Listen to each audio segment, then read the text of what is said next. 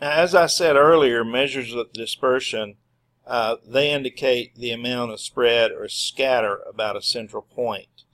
And so we're going to talk about three measures of dispersion: the range, and the variance and standard deviation are almost the same score.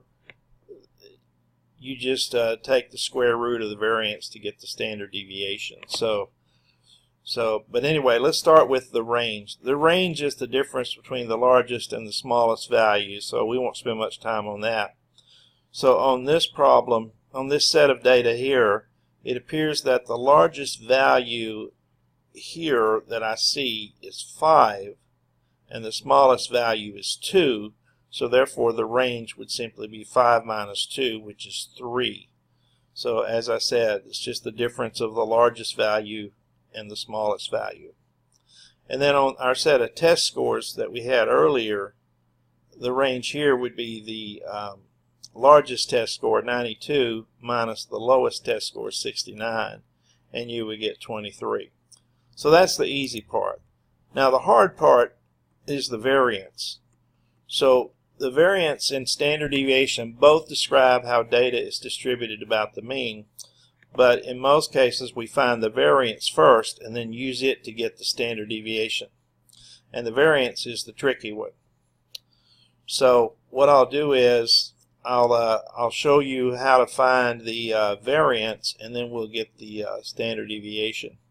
Now, one thing I do want to point out that's a little tricky about the problem is that when the problem asks for the sample variance or sample standard deviation, you have to do it one way. But if it asks for the population variance and population standard deviation, then you're going to have to use the formula in a different, a little bit differently. I'll show you that in a minute. But for some reason, statisticians have determined that the sample variance has to be calculated differently, or I won't say it has to be calculated differently, but they say that it's better if you calculate the sample variance differently. So we'll start with the sample variance formula. So over here is the sample variance formula, and so I'll explain what this means. First of all, you can't calculate variance unless you know the mean of the data. So what you do is you take the data, each data value, and you subtract the mean and square it, and you do that for each value. And then this sigma here just means you add up all of those squared values. And then this is where the formula is different. For the sample variance, you divide by n minus 1. Now the population variance, you calculate it the same way. You take the data values minus the population mean, and you square them, and then you add them all up. But instead of dividing by n minus 1, you divide by n. So here I've tried to give you some steps here on how to do this. So step 1, make sure you know the mean or you can't proceed. Then subtract the mean from each data value and square each result. And then sum all of the squared results. And then finally divide the sum by n minus 1, and then the result is the sample variance. Now to find the population variance, you do these steps exactly the same way, steps 1, 2, and 3 exactly the same way, but in step 4 you divide by n and not n minus 1. So let me just give you a simple example here. These values right here, 18, 14, 17, 21, and 15, we know from an earlier example that the mean of these values is 17. So if I want to calculate the sample variance, then I will apply this formula. And so what you're going to do to apply the formula is you're going to take each value minus the mean and then square it. So I'm going to take, the first value is 18, so I'll take 18 minus the mean and square it. Then I'll take the next value, 14 minus the mean, and square it. Then I'll take the next value, which is 17 minus the mean, and square it. Then the next value is 21 minus the mean, and square it. And then 15 minus the mean, and square it. And then you're going to add up all of these squared values. And so if I add all of these values, I get 1 squared plus negative 3 squared plus 0 squared plus 4 squared plus negative 2 squared. And when I add these up, I get 30. But here's the thing you have to remember. When you're calculating sample variance, you divide by n minus 1. Now, since n is the number of data values we have, then n would be 5 here, so n minus 1 would be 4. So we would divide this 30 by 4 and get 7.5. So the sample variance would be 7.5. Now, as I said earlier, once you have the variance, it's very simple to get the standard deviation. So to get the sample standard deviation, you just take the square root of this, and so we get that this sample standard deviation is the square root of 7.5, which is 2.74. Now, if we wanted to apply the population variance formula to this, we would do everything exactly like we did up here. We would just take each value minus the mean squared. So take each one of those values minus the mean squared, then add them all up just like we did before, and we would still get 30, but instead of dividing by n minus 1, we would divide by n. So I get 30, instead of divided by 4, I get 30 divided by 5, and so I would get 6. So the population variance here, sigma squared, would be 6. And then if I wanted the population standard deviation, I would simply take the square root of that, and that would give me 2.45. The square root of 6 is approximately 2.45.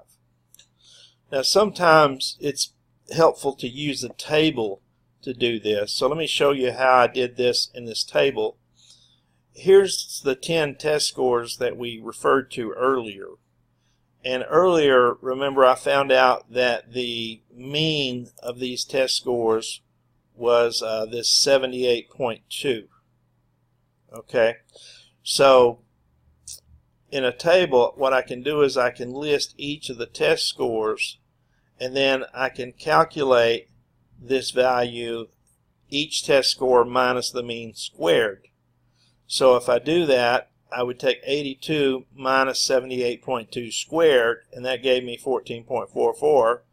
Then I would take the next value, 73 minus 78.2 squared, and that equals 27.04. Then I take 81 minus the mean squared and get its value, 71 minus the mean squared, get its value, and I do this for every value until I get all 10 values done.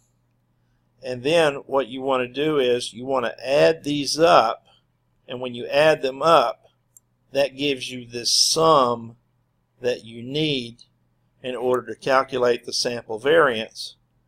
And then finally, you take that sum and you divide it by n minus 1. Now remember, in this example, n was 10 because I had 10 test scores.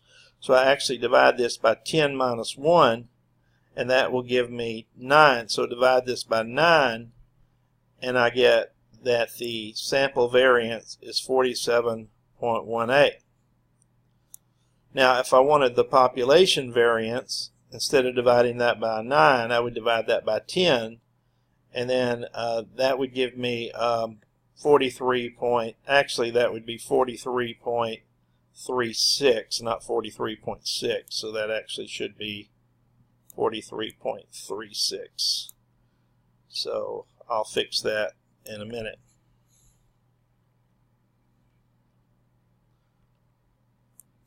And then lastly, if you want the sample standard deviation, simply take the square root of 47.18, and that came out to be 6.87. And then here, take the square root for the population standard deviation, take the square root of 43.36, and it still rounds to 6.6. So that's still correct.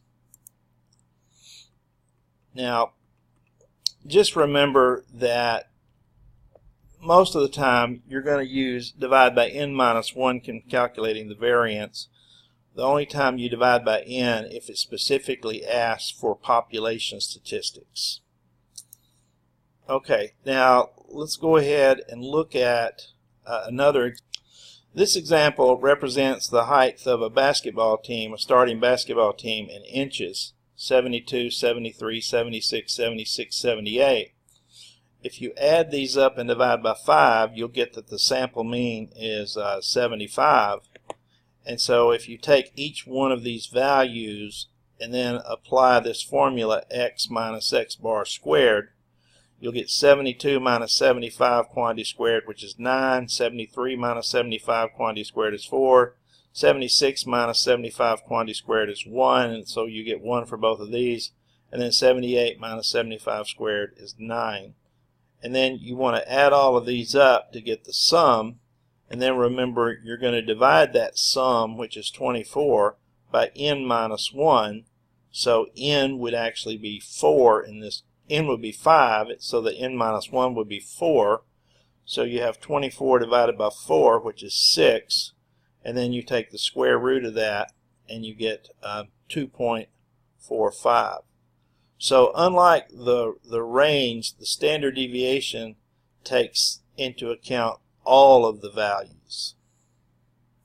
Now if you want to do some practice, I've given you 3 data sets here and asked you to find some statistics from these 3 data sets. So the answers are given over here, so you can do these for practice. If you need to, just freeze the video and then work them and see if you can get the answers that I have over here in the far right column.